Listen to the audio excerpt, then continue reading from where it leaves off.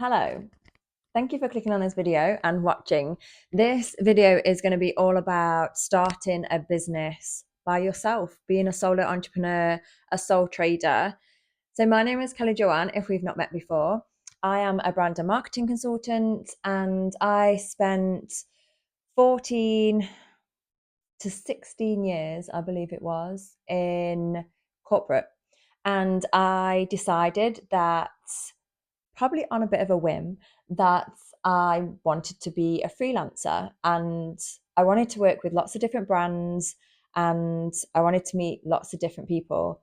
I guess over my corporate years, without going into too much depth here, because this is about you rather than about me, but I guess in my corporate days, I felt probably a little bit trapped creatively, and also a little bit trapped in the sense of I didn't have so much freedom. I didn't feel like I had a lot of freedom. I always felt a bit awkward about when you could go for lunch, things you were allowed to say and what you weren't allowed to do, and the people that you had to spend time with in the office. Obviously, I was very lucky. I had very many amazing colleagues and amazing line managers and an amazing experiences and lots of laughter, which was great. But as I grew older, and particularly after lockdown, I moved companies and I realized that I probably wasn't growing in the way that I wanted to. So what other better way is there to grow than work for yourself and be fully accountable for earning all of your own money? I don't think that there is any other way. So this video is all about, if you want to set up your own business, and we're talking micro here. So I'm in the first 3 years of being a solo entrepreneur, and I've had many lessons and nothing nothing extravagant. I've been successful in my own right. I completed goals that I wanted to complete, but there are things, if I look back, I would have approached things slightly differently to cause myself less stress. So I guess mainstream terminology, I'm probably quite an A-type person. So I am an athlete as well, quite competitive. I'm very competitive and I'm always striving for something more, something bigger and something better. So if that is you, this video will definitely help. But also if on the other side, you're not that way and you prefer more of a slow paced, relaxed, maybe you procrastinate a little bit or you don't actually take action, this video is also for you as well. So we'll be talking about business systems and also just a checklist of things to do if you were looking to set up by yourself. Obviously, as a brand and marketing consultant, I'm going to be focusing heavily on some of the marketing elements because when you set up your own business, that's a huge part of it as well.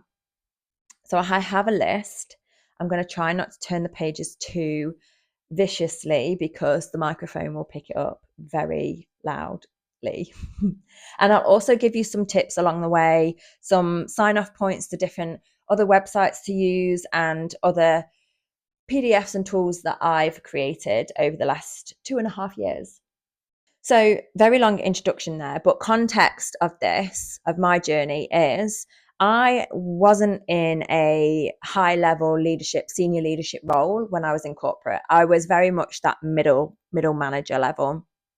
So my corporate salary wasn't huge. I think I was on around 35 or 36K per year when I left the corporate world, which to in comparison to some other people, that's quite small. So maybe I didn't have a huge goal to hit, but I did it.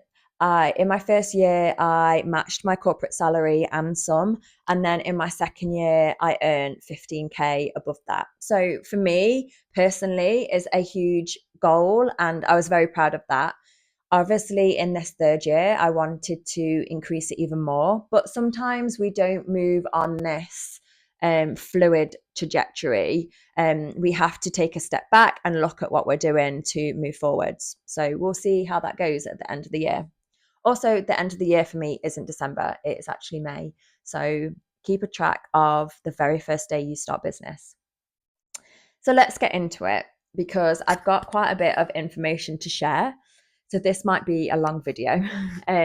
So first and foremost, the things that I definitely rely on still, and you definitely need to do when you set up as a sole trader or a solo entrepreneur.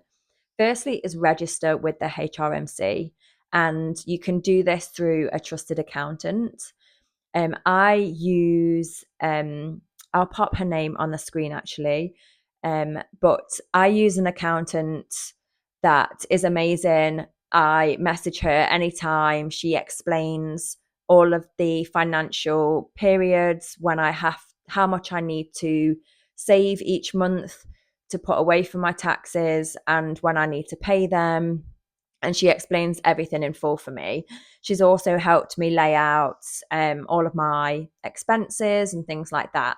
So I, as an A-type, obviously do a lot of her work for her, which I'll explain in a second.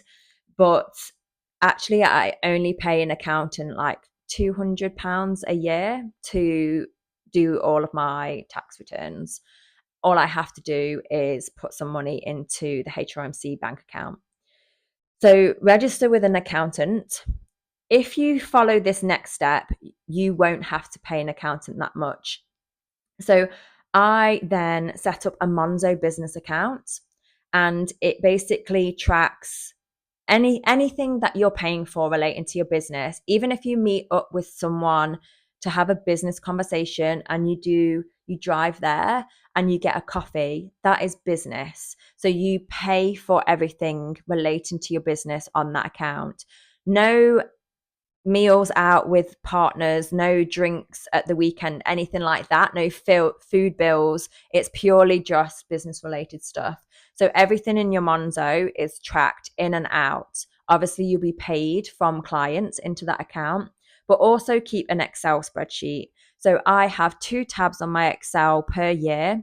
One of them tracks my expenses, and this is mileage. So literally every end of month or every second week, I go through and look at my diary, look at my Monzo Business and log what was the incoming, if I've been paid an invoice, or if I've driven somewhere, bought a coffee somewhere, got parking somewhere, paid for a networking event.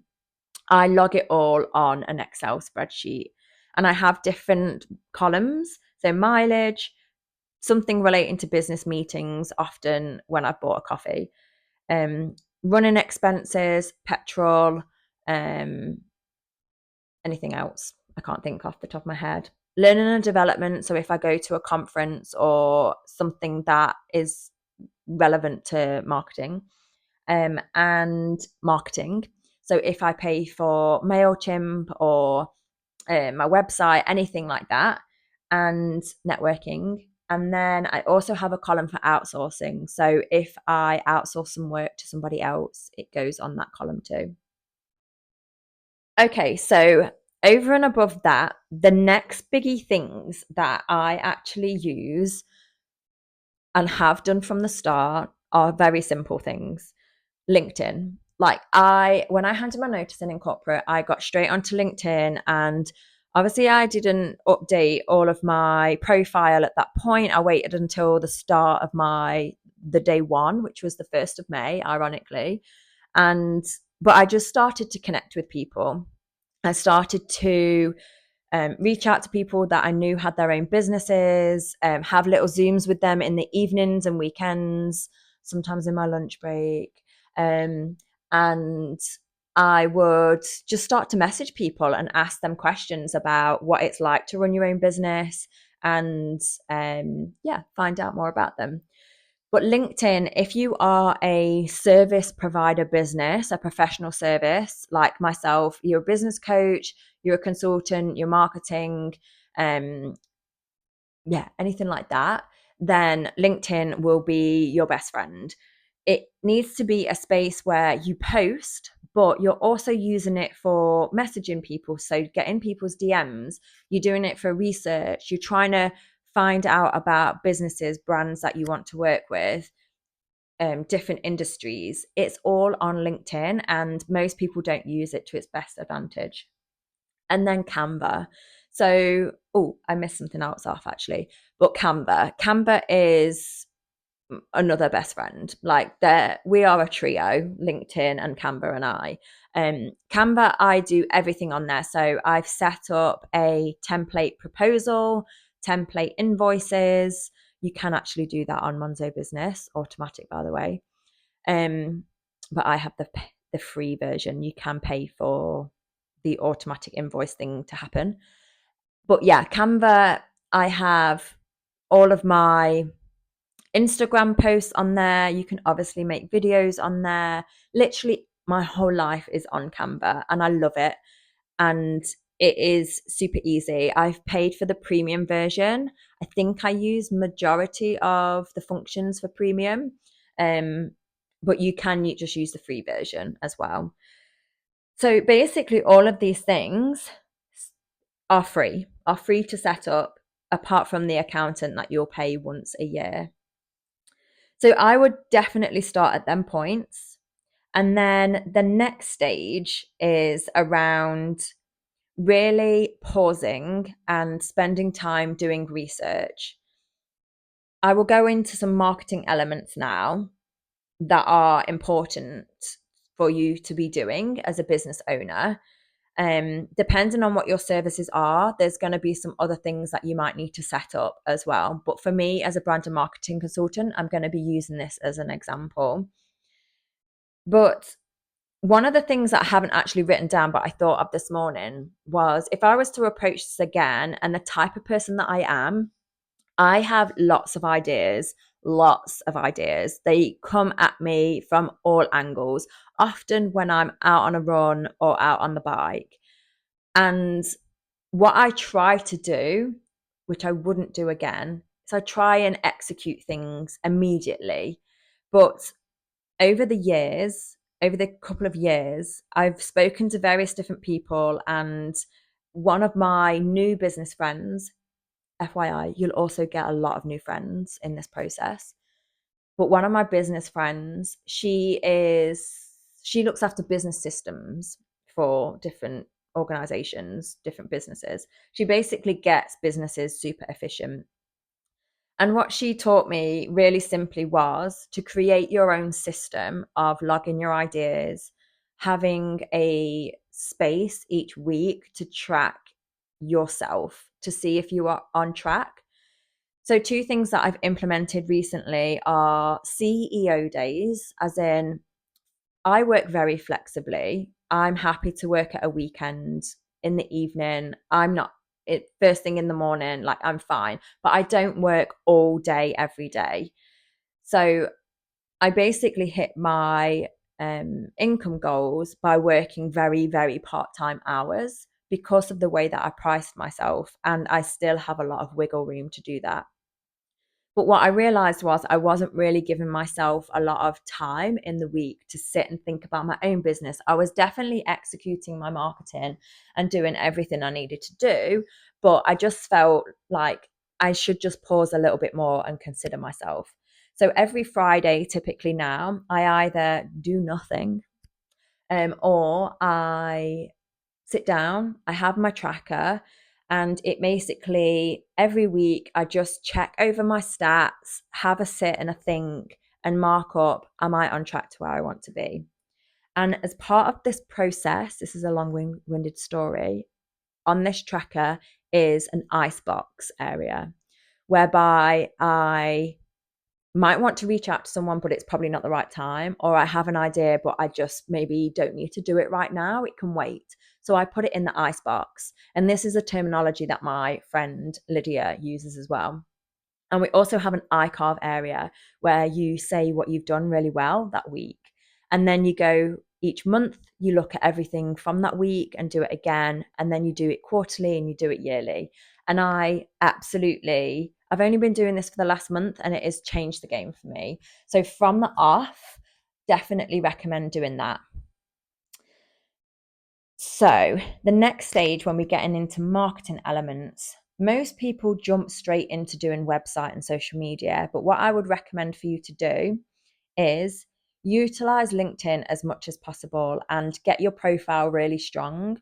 There are so many options on there now that you can make it look really good. Like in your banner, the featured sections, it can look very creative and pretty. It can be a showcase for yourself. Your website, I would say do it a little bit later, because to do it really well, you need a little bit of an investment, and it doesn't have to be loads. It might just be about, I think I paid 15,000 for mine. What? No, I didn't. 1,500. 15,000. I didn't pay that much. I paid 1,500 and I got a £500 grant off my local council as well. But yeah, utilize LinkedIn to start with. And then these few things, have a real good think about. These are things that you will continue to research and will continue to be adapted. Your audience, like, who are you really talking to? It took me quite a while to consider this, despite being a marketing person. But now I realize that after doing a lot of networking and speaking to a lot of different people, I had SMEs, like these businesses that were small, but they had a team behind them, they've been running for some years, or solo entrepreneurs. What I did to start with, I created loads of different services to try and see what people wanted, might not have been needed.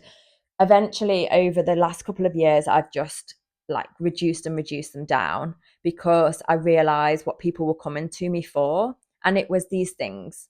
It was, we've got marketing in place, but we're so unorganized. We don't really know what we're doing, that side of it. We need a strategy. They also need educating, and they also need getting organized. Or solo entrepreneurs, I just need to ask somebody some questions about marketing to help me get through the day. They were the two things. It was less about strategy, and it was less about memberships even, or yeah, I guess my point out of this is, let them tell you what they need. Work out what your audience is, and then let them tell you what they need, by not rushing into things and spending some time allowing yourself to meet these people. The next is a tough one, knowing your value.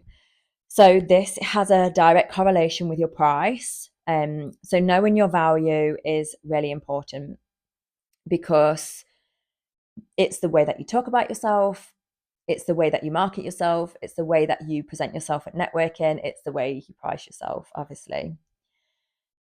So spend time doing that self-development work around that. And this is why I really add self-development work into the work that I do with clients and my membership, the Marketing Confidence Club, typically for solo entrepreneurs, because I noticed that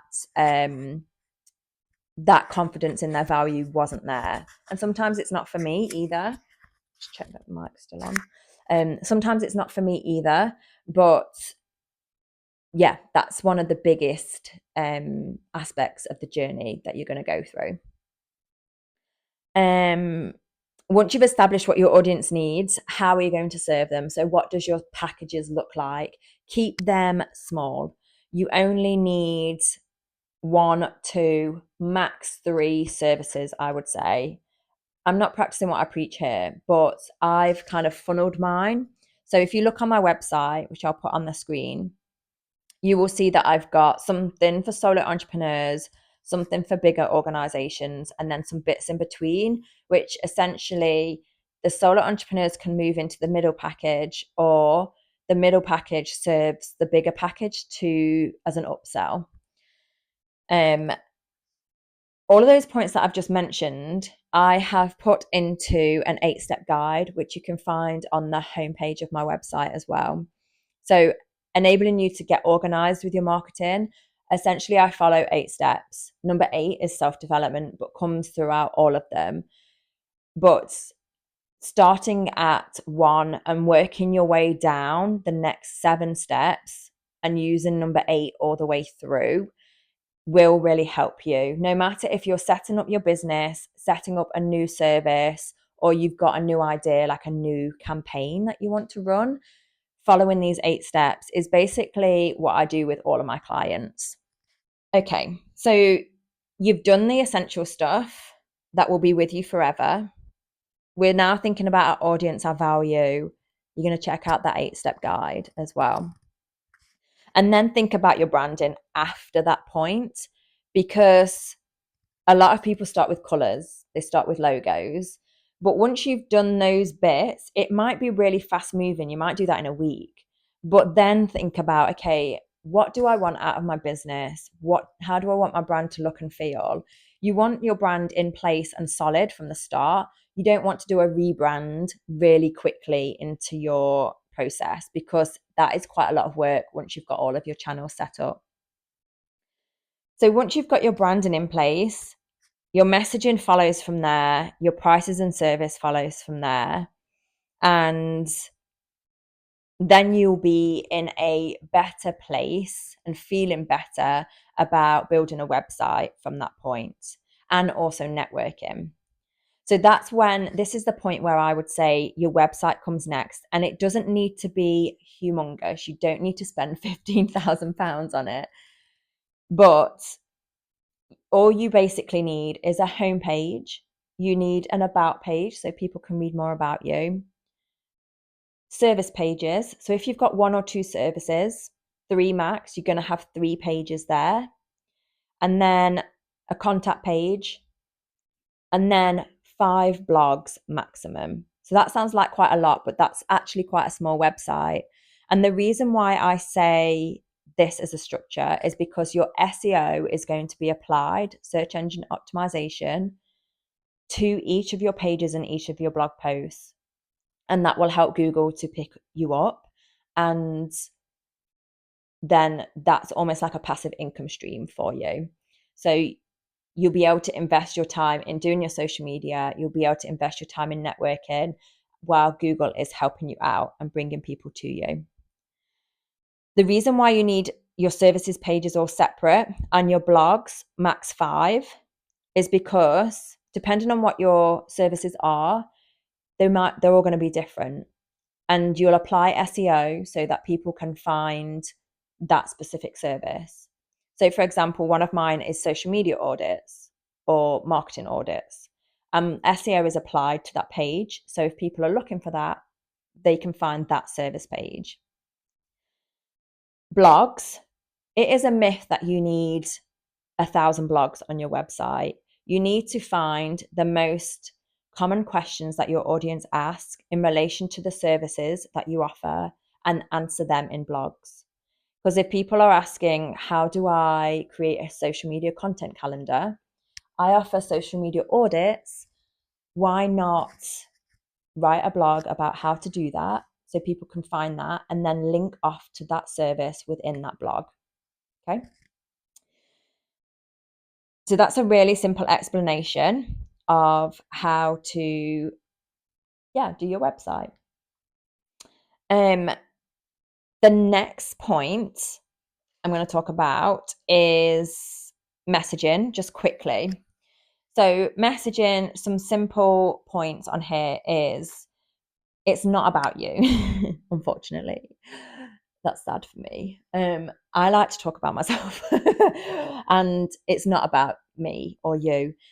People want to know that you have the experience. And if you've got a good portfolio on your website, and if you've been able to explain yourself on your about page, that's a good enough job. It's actually about them. It's about the problem that you are going to solve for them, how you're going to make them feel, how you're going to solve it, and then what does that look like. So if you have a little look at my website, go to the How I Can Help, look on one of the service pages. I've laid out my service pages in a good structure, which enables me to answer all of them questions.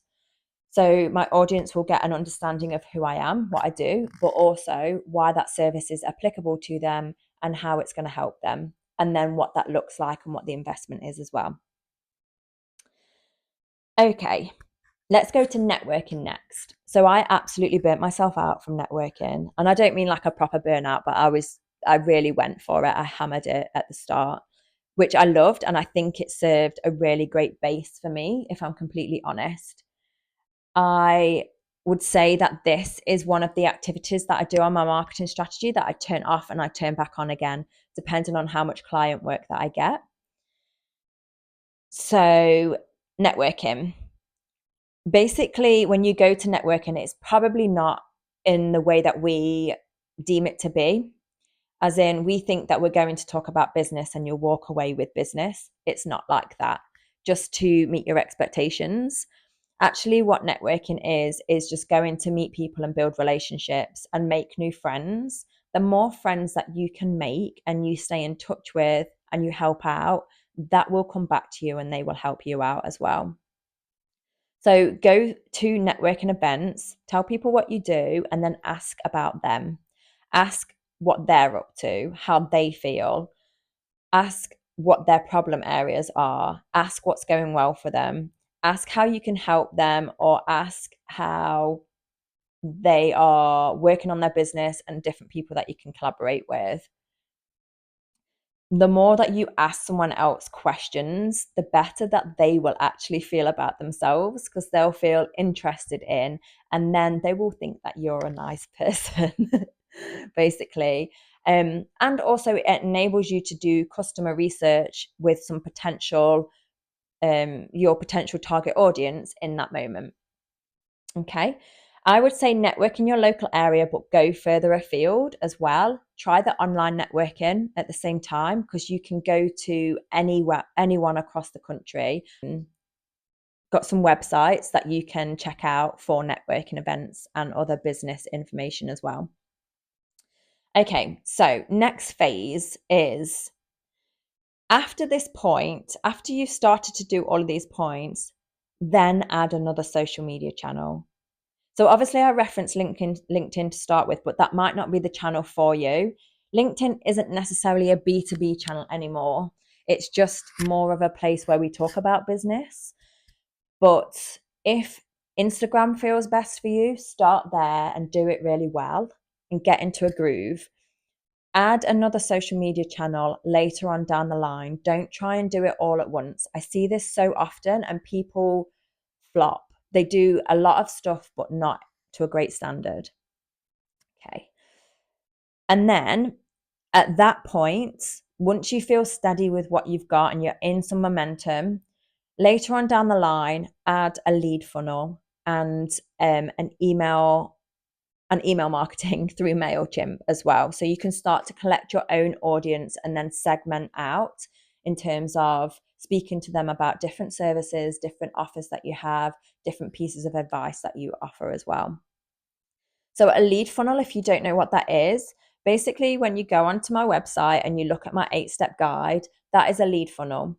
From there, you will pop your details in to collect that 8-step guide, and then your email will go into my MailChimp pot.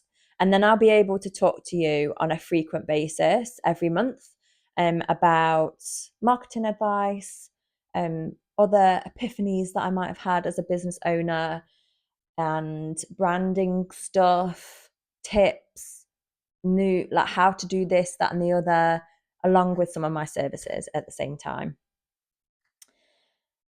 And my friends, that is pretty much everything. I know that sounds like a lot, but if you run through this video again and just note down each of the points and also write it as the phases that I've spoken about, you will be in a great place and feel calm and very established as you move through your first couple of years in business.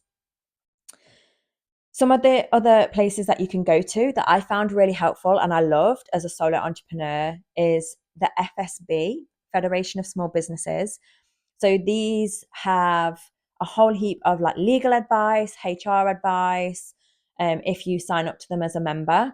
But they also have loads of networking events in person and online around the country.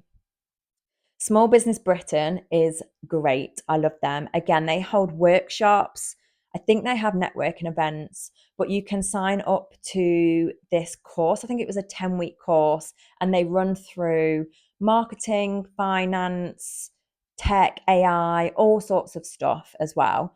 And then once you've completed that course, you could go to the House of Commons and you have a little party, which was in London, which was amazing, which was really good fun. Digital Boost is a site where you can be a mentor or you can be a mentee for free. So you give up your time and help other business owners and give your skills back to other people, or you can be a mentee or both, and you can set up sessions with people that are mentors and ask them questions about your business because they've got the skills in the area. So I spend some time giving up my free time at an hour block for people and helping them with their marketing. I also run masterclasses for free in there as well on different elements of marketing. But I've just recently set up as a mentee, and yesterday I had my first mentee session with someone, and we talked about my marketing confidence club and different ideas that I could implement into it to get more members. So that's really good, and all for free. It's insane. And then Eventbrite. Eventbrite will be your new best friend for two reasons. So networking events, you will find them all over the country there. It's really helpful. Some are paid, some will be free. They'll be at different times of the day, different days of the week. So don't just get stuck on one networking event. Find different ones and be brave and go to them. But also, you can set up an account and you can run free webinars for people or paid for webinars. So I've ran a number of webinars on my 8 steps, and this enables you to meet new people. It enables you to signpost people over to your lead funnels. It enables people to you to signpost people over to your newsletters and your social channels, and then keep them within your audience group. So I guess all of this from a marketing perspective is about how you can build up your connections and your followers. So you've got a bigger pot of people that are your target audience or close to, and you can share all of your stuff with them. That's essentially what marketing is on a repetitive basis. One last thing that just came to mind actually that I haven't added onto that essentials list at the very start, which has now been added because of the way that the world moves, is AI, ChatGPT. Do not be afraid to use it. Obviously, don't copy and paste from it, but do not be afraid to talk to it and say, I feel like this is my target audience. This is what they're telling me. What type of service should I offer? How should I price it? This is my experience. These are my fears. These are my excited areas. And let it give you some advice. Like it's pulling its advice from different sources, reputable sources. So use it. I think with things like your messaging and all of the content ideas, let it give you a template, but don't let that be the final version. So use your beautiful brain to come up with your own content ideas. Speak from the heart, speak from your intuition. Do the same with your messaging as well. So I hope that was helpful. This is a pretty long one, pretty detailed one, but I felt great. I felt great reading it out loud, hoping that I help somebody. But yeah, go to my website, go on to my 8-step guide, download that, work through it. It comes in a bit of a workbook style, and also have a look at one of my services pages to see how they're laid out, and then check out them other websites at the same time. But if you need anything, you can connect with me on LinkedIn and on Instagram. I'll link them on this video, and reach out anytime. I'm happy to help and happy to answer questions. See you next time.